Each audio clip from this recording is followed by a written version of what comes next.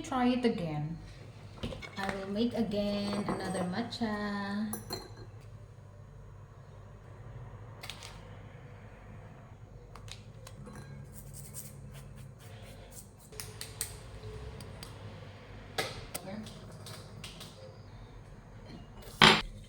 Whisking the matcha. Again.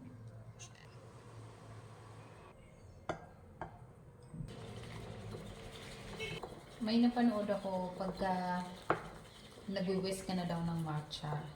Make sure na hindi sumasayad tong bamboo whisk sa ilalim nitong bowl para hindi magasgas, masira, ganun. Pero ang hirap. Hindi ko pa kaya yun. Nakakangalay.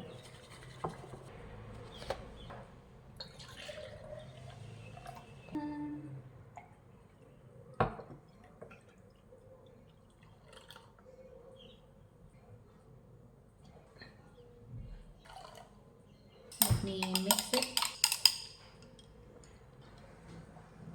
Masarap siya nung nilalagyan ko ng honey. Pangalawang timpla ko na to na nilagyan ko ng honey. Nagustuhan ko siya.